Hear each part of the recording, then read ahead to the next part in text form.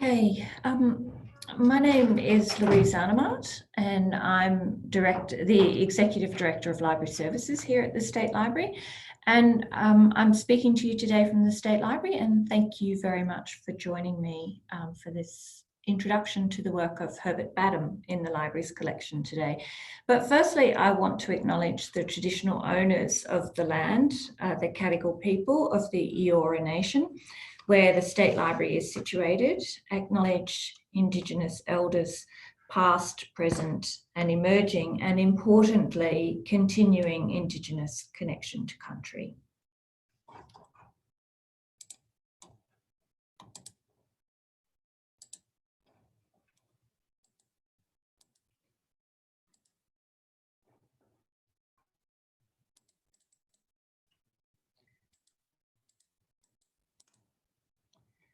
So we're just getting the slideshow started. There we go. Thank you. Okay. So in July this year, the library purchased this evocative painting by Herbert Badham.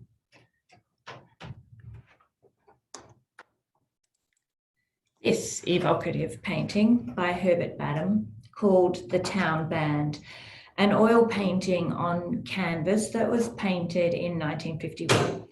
He's used only thinly applied paint to depict the Eastern Command Band performing outside Paddington's Victoria Barracks. And this lovely scene really evokes a lazy, late, probably Sunday afternoon. The band was originally formed in 1874 as the resident band at Victoria Barracks, and by the 1940s they'd become known as the Eastern Command Band. At the time Badham produced this work, the band was a popular fixture on the Sydney scene. It performed at official military duties, but also entertained at balls, concerts, even football matches. They also made recordings across a range of musical genres, so they were quite a popular band. And at this stage, in the early 1950s, the band performed at shows and festivals throughout New South Wales and other Australian states. So Badham's paintings are carefully crafted and bring a modernist palette and bold brushstrokes to scenes of mostly everyday life. They're seemingly modest in scale and ambition, with much less flourish, I suppose, than his more famous contemporaries. And Badham's work documents the small passages of everyday life with a charm which really belies the technical skill and thinking that's gone into their creation. In a century dominated by the juggernaut of photography, Badham's paintings provide a really wonderful counterpoint to that. They tell colourful stories about subjects that photographers rarely tackled. Neglected for decades by critics and by institutions, Badham's work has been attracting considerable attention in more recent years. But even for lovers of Australian art, Badham's not as well known as some of the artists who were his contemporaries, such as Roland Wakelin, Sally Hammond, Margaret Preston, Grace Cossington Smith and others. But over the last decade, an increasing number of his paintings have come onto the market and they're realising ever higher prices. He worked in the genre of realist painting, which might explain in a way why he faded from view. Realism was not as preferred as more radical forms of modernist art, though Badham does share some modernist characteristics. We can see this in the Town Band with his really clever use of shapes and angles, colour and form, and really strong lines, gestural brushstrokes, which all come together to create contrast and striking highlights and produce an effect almost, but not, of abstraction. Badham was born in 1899 in Watsons Bay, and he lived his whole life in Sydney, mainly in its eastern suburbs, and he died in 1961. He studied at the Sydney Art School during the 1920s under Julian Ashton and George Washington Lambert, and later taught at East Sydney Technical College, now the site of the National Art School in Darlinghurst. He was also an accomplished writer, and he went on to author 2 books on Australian art, including an important historical survey, a study of Australian art, that was published in 1949. He typically depicted quite commonplace subjects, and we'll see that as we move through the works of Badham that are held by the State Library. So they're really everyday scenes and aspects of life in Sydney, which he recorded with careful detail. He was also one of a growing number of Australian artists who really, I suppose, embraced the modern city and took his inspiration from urban life rather than the Australian bush. It still surprises people that the State Library collects paintings and other forms of artworks, why the State Library collects paintings and what distinguishes the paintings of the library's collection from those, say, of the art gallery. And the library actually holds a number of paintings that were transferred from the art gallery from a period in Australian history when galleries looked to collect more highly prized and collectible European art and had less interest in colonial images. And the library's collections aim to document the lives and times of the people of New South Wales, principally their social events, activities, the buildings and the landscapes they inhabit. They might include paintings so this might include paintings for the information they convey, for their documentation, rather than only for artistic or aesthetic value. But what does it mean to say the library collects for documentary and heritage value? To say that the paintings in the library's collection are records of the experiences of people in New South Wales and Australia, and that when we acquire a painting or any item for the collection, we look to its research value, to what it reveals, I suppose, about some aspect of our past, whether it be distant past or more recent, or what it says about contemporary life and how people might see it or read it in the future. So paintings can also help illustrate more conceptual ideas about life in New South Wales and Australia and the cultural and intellectual trends which have shaped it. So changing attitudes to Australia Day, for example, previously Anniversary Day, and more recently, more latterly for many, Invasion Day. Or changed attitudes to the voyage of James Cook, for example, which we've seen this year in the anniversary year of the arrival of the Endeavour. So paintings are also about who or what is centre stage, or who is marginalised, or who is absent altogether, the people who are never or rarely represented in paintings. So the library's interest in acquiring works by Badham can be seen in this context. It's not just his technically skilled and realistically rendered images. It's not just that his work is fairly firmly grounded in identifiable reality. His artwork reveals him as an insightful and wry observer of Australian life in the 1930s and 40s, principally, and through to the 1950s. He's captured the customs, attitudes and fashions of his time in quite detailed depictions of domestic interiors, beaches, streetscapes, bars and public transport, frequently incorporating likenesses of himself and his family members. So in the town band, I'll move on to in the town band then, Badham has used a viewpoint that looks down on the band, encircled by informal and variously interested or distracted groupings of or pairings of families, couples and children. The low afternoon light is conveyed in small, deft, really quite gestural brush strokes.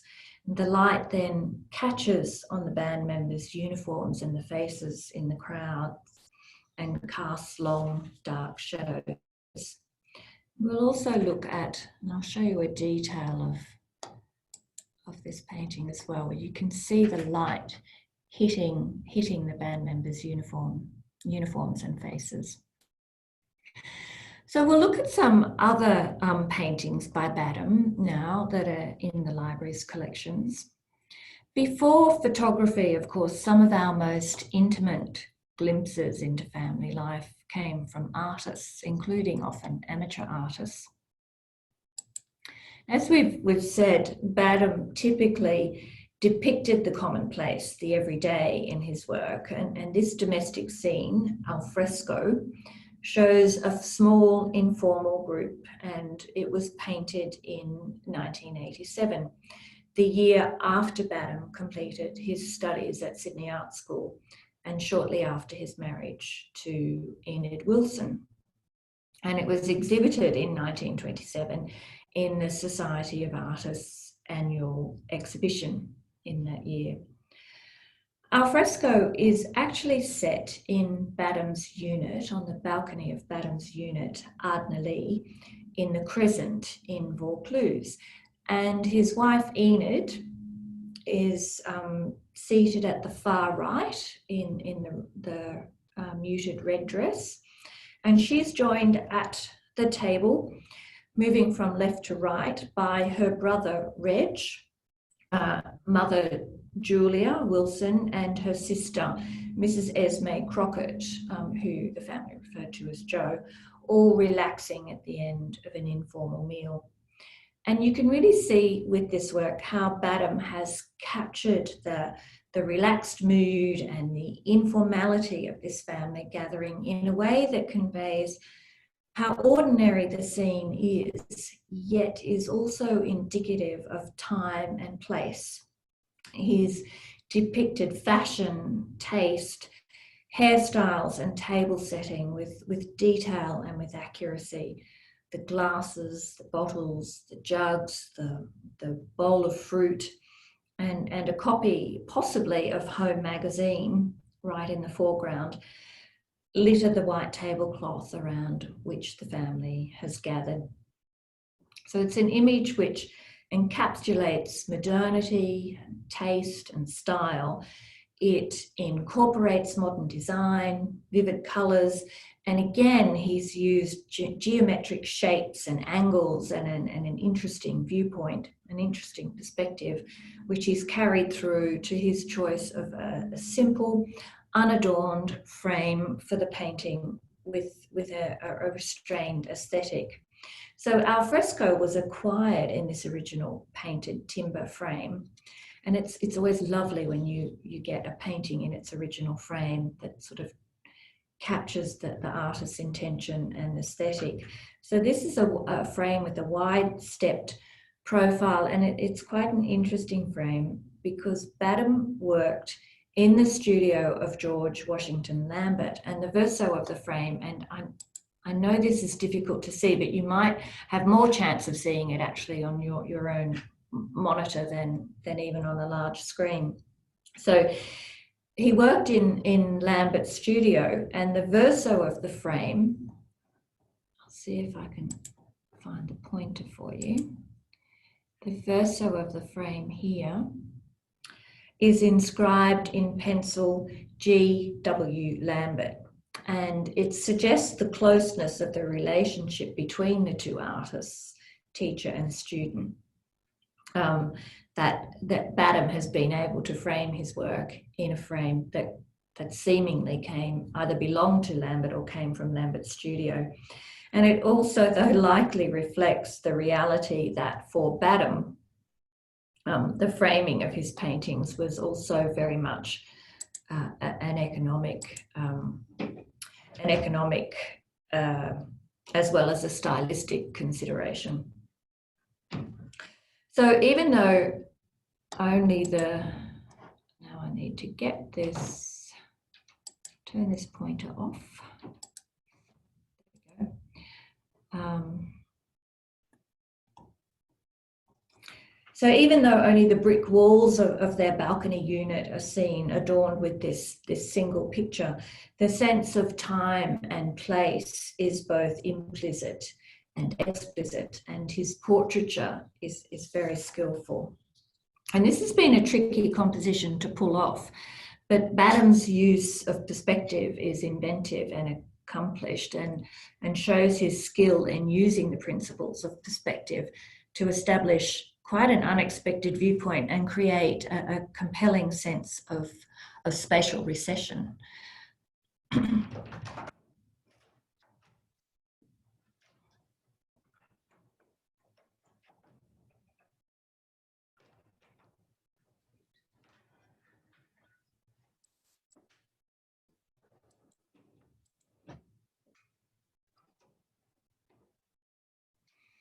In 2014, the library acquired a small painting by Badham showing a family of 3 relaxing in their living room.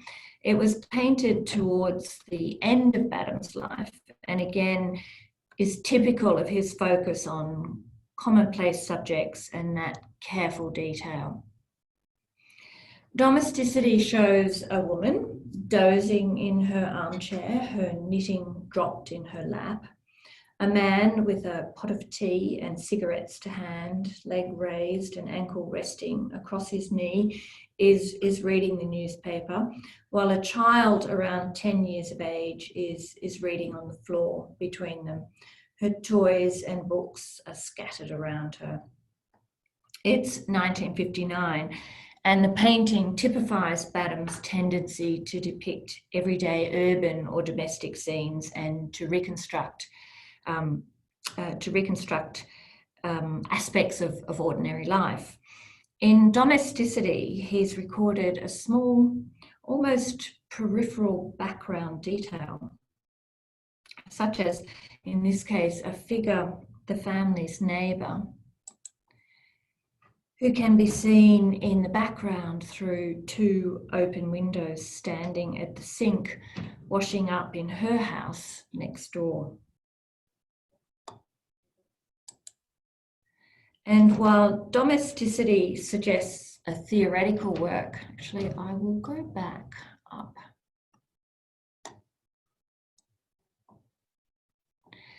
While Domesticity suggests a theoretical work of unidentified sitters, and the portraiture touches lightly on caricature, as so often in Badham's paintings, the woman is a depiction of his wife, Enid Wilson.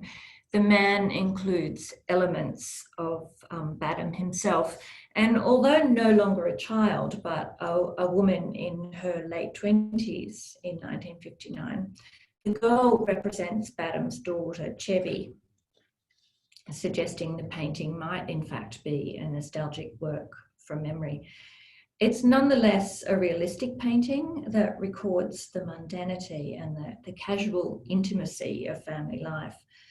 Badham's captured the relaxed mood and informality of this family group in a way that conveys the ordinariness of the scene, yet is again indicative of time and place, of fashion and taste and room furnishings, with the walls hung with a calendar and a framed print. And with its intimate viewpoint, Badham's encapsulated something quite typical, perhaps almost universal, about middle-class domestic interiors, taste and style. And here he repeats the use of a newspaper being read, this time by the father, which would have included contemporary references if they'd been discernible, and some books that are casually flipped open on the floor, an element that recurs in a number of his paintings. So Domesticity is an informal, casual domestic scene that's been carefully, even lovingly rendered.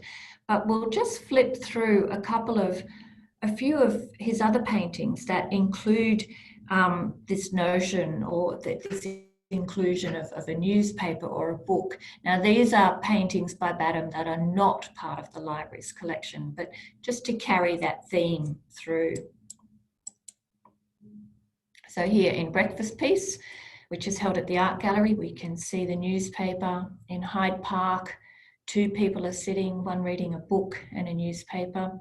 And Hyde Park from 1936 is held in the New England Regional Art Museum. And again in the snack bar and the night bus, both paintings from the 1940s. Again, the newspaper on the table and the woman in the foreground on the bus reading a magazine. And even in King's Cross Fair, another 1940s painting, we see the little boy in the foreground, the newspaper boy selling the newspapers. So again, this informal, casual domestic scene. With the ubiquitousness of photography today, we can easily forget that it wasn't always so. Today, we photo document our lives and post online millions of photographs every day. Photographs not just of major or significant events or milestones, but of every outing, every gathering of family and friends, every meal we're served. We photograph our children's every deed, large and small, from birth onwards. But this is a comparatively recent phenomenon, and not only in the history of visual documentation, but also in the much shorter history of photography. In its infancy during the mid-19th century, of course, photography was highly specialized, it was complex and technical. And the advent of the Kodak camera suddenly meant that from the 1890s, almost anyone potentially could take photographs. Though less posed than the stilted and stiff family photographs produced during the 19th century, when small children and babies were actually clamped and held in position in studio settings to try and hold them as still as possible during the camera's long exposure. Even into the 1960s and 1970s, family photographs still tended to be quite posed. Families still dressed in their best, specifically to have their photograph taken. Photographs of families relaxing in their homes were, until surprisingly recently, more elusive than paintings. It's difficult to find a photograph up until the 70s or 80s that conveys such a relaxed family scene as Badham has captured in this painting.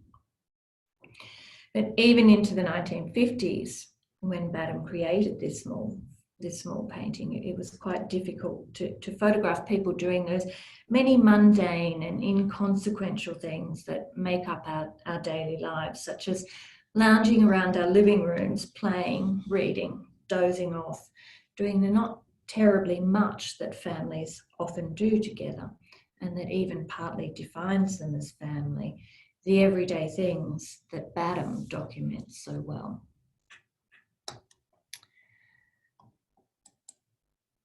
Badham made this trip to Kudal near Orange in 1945 during holidays from school and from teaching at Technical College with his art teacher friend E.A. Harvey, who had suggested a painting trip.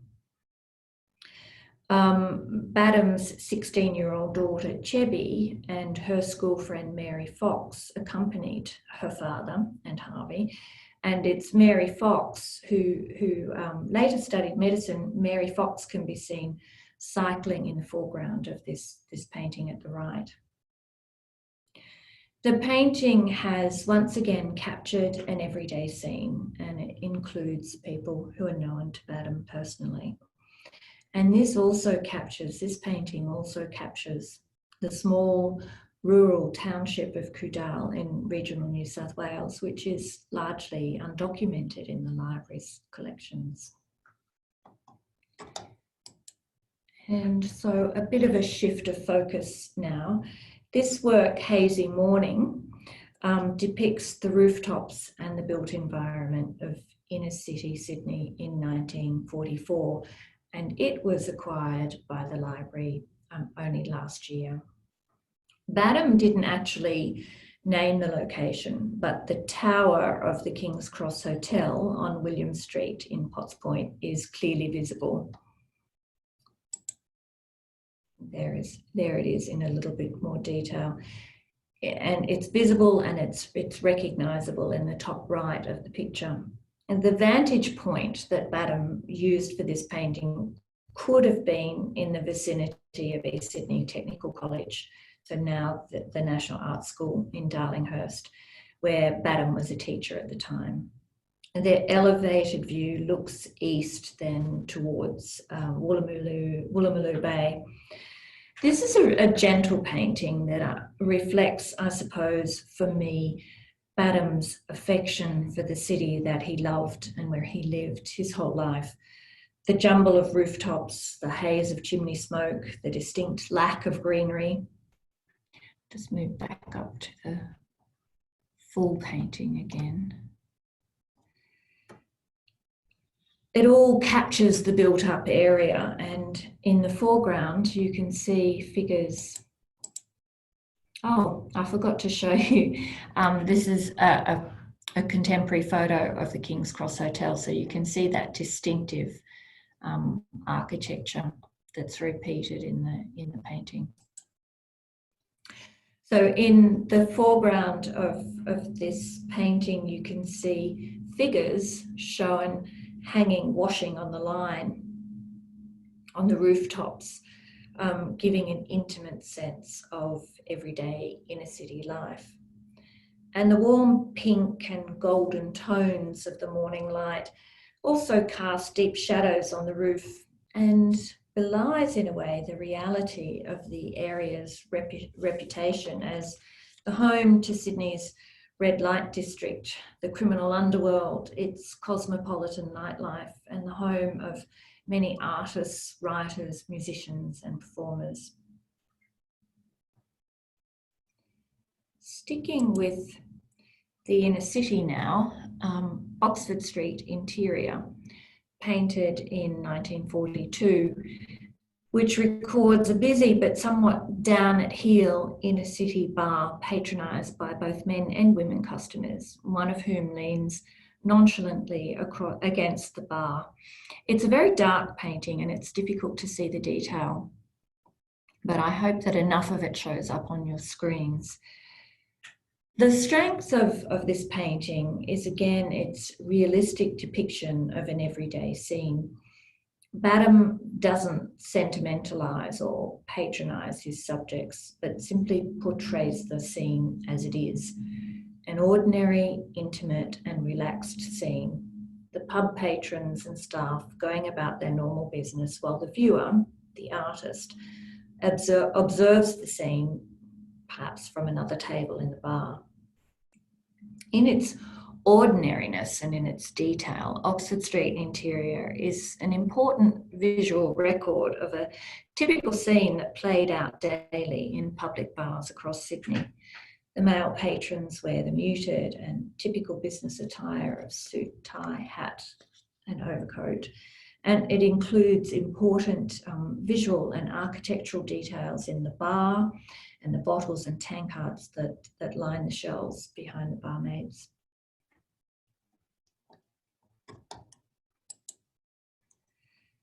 And this last painting now from the library's collection, which Badham called the swimming enclosure. It's a view of a harbourside beach with a netted swimming enclosure and is quite likely Parsley Bay in Vaucluse, near where Herbert and Enid Badham lived following their marriage. Badham has captured again a very familiar scene, a familiar summer reality for many Sydney-siders. And with the sun reflecting off the sparkling water, Badham's used a technique reminiscent of Georges Seurat and pointillism, which emerged about half a century earlier. And again, Enid appears, shown in the foreground to the left, with her back to the artist, wearing red swimmers and a large sun hat. So Badham's work reflects his mastery of drawing and of painting, and clearly shows that while he did paint in his studio, what he painted wasn't conceived in the studio, but rather reflects and records very much his everyday. His images communicate a complex and layered narrative.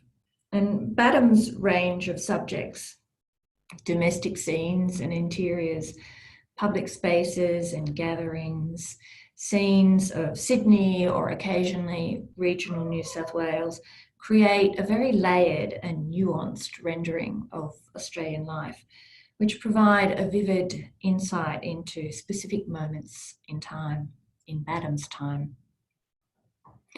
The library's collections are rich in popular images of everyday life in the bush, but not quite so much in domestic or genre images such as Badham's work, which conveys important information not only about his family relations, but also about life in the 1940s and 50s and about interiors and fashion and costume. It's also indicative of a greater range of artistic practice than is usually suggested by the library's collections. It offers a little glimpse of everyday life that allows us to imagine the lives of Badham, his family and friends, but more broadly, his contemporaries and life in Sydney. Thank you.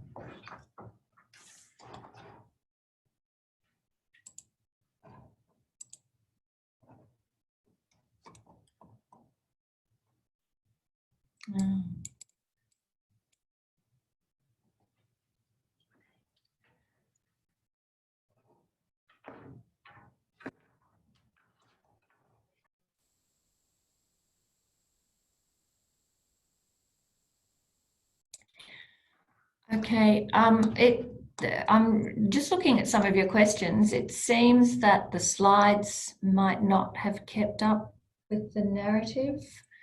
So I'm sorry if that happened. It was aligned from my perspective.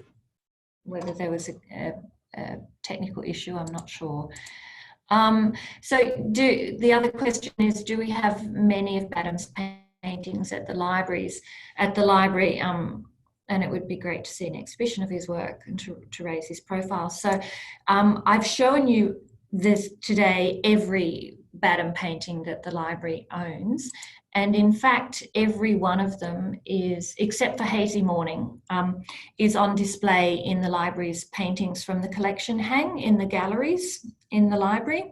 Hazy Morning we're still working on. It needed a clean after we acquired it, and it's just proven to be, in conservation terms, a little bit trickier than we had hoped, but we are hoping to put that on display by the end of the year. But the other paintings are on display in the gallery hang.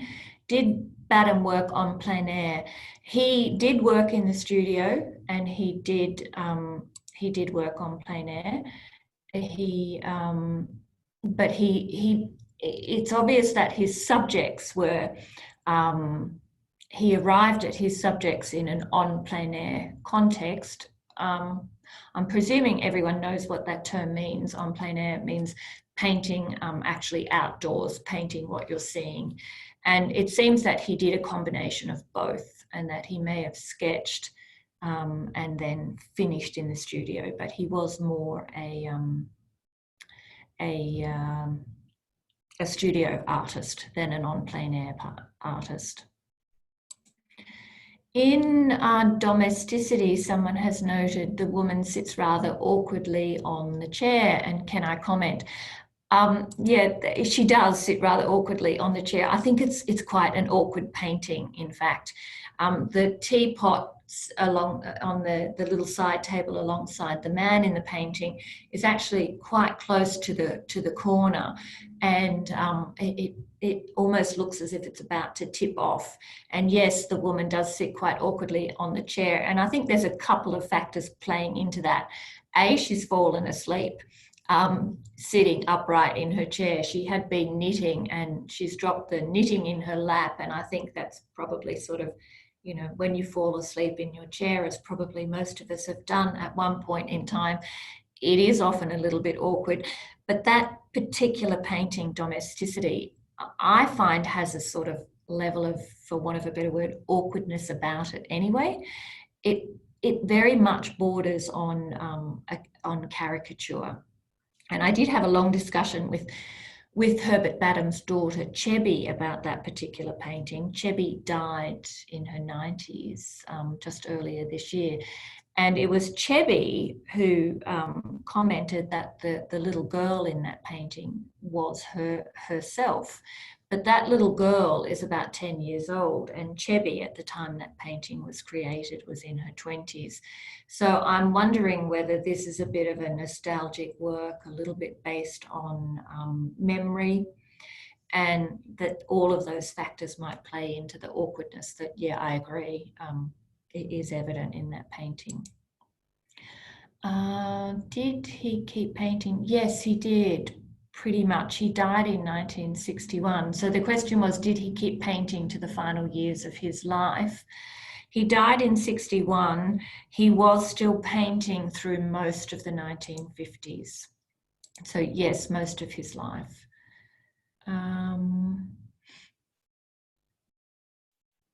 Yeah, someone has just made a comment that it's interesting to find the context for family history in Badham's work, and that is really interesting. I agree. We know that we can identify Enid in particular and other family members in those paintings because of Chebby, because of Badham's daughter. She's actually given us this information. Which has been really fantastic to have that connection with her while she was still alive, because she has filled in a few little gaps about family members that we otherwise wouldn't have known. So it's been a lovely relationship to have had with her. In Domesticity, there was a view through the window and then the next window. Yeah, that is true. So we looked through the family's living room window, across the gap between the two apartment buildings, and through the kitchen window of the apartment building next door.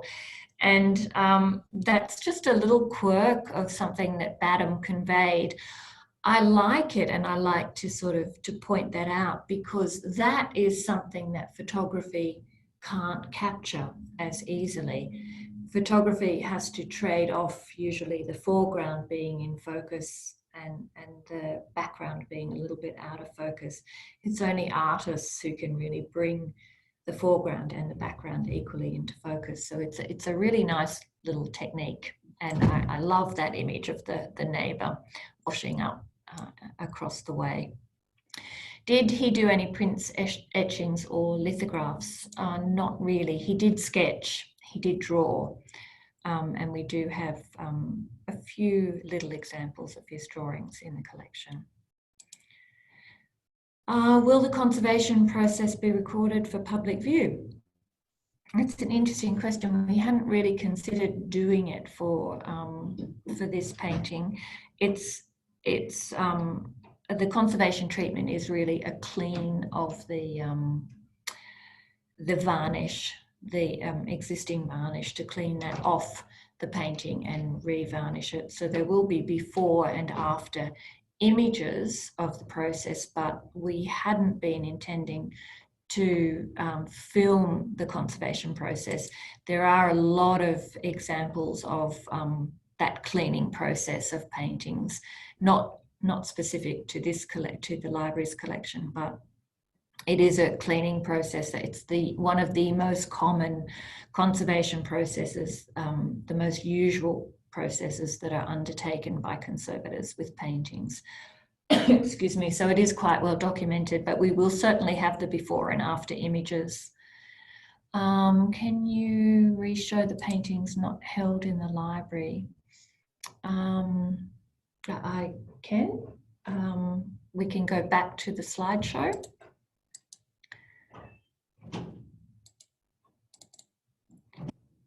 So the ones that weren't shown are not part of the library's collection. I'll just flick through until we get to them.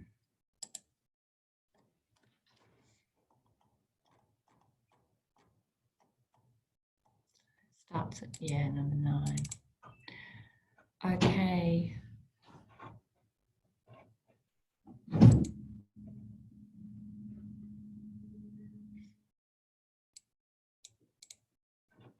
So I just get full screen for you again.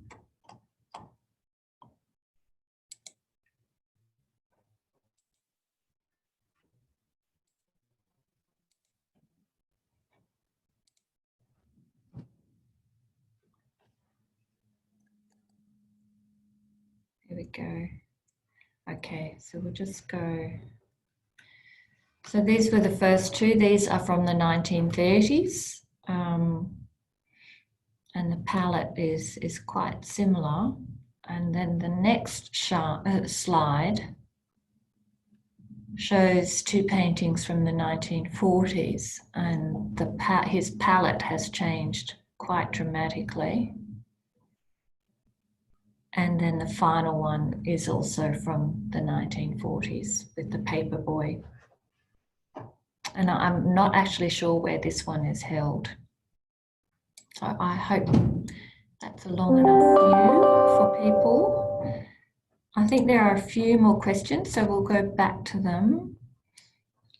King's Cross Fair is the one we just looked at, and that's the one I'm not quite sure where it is held. I could try and find out. My sense is it is in a public collection, but I'm not quite sure. Good reference books on his life and work. There's not a lot written about Badham, to be honest. He's probably an artist crying out for a biographical study. A good place to start might be not in terms of his own life and work, but his thinking about Australian art might be that 1949 study of Australian art that he published.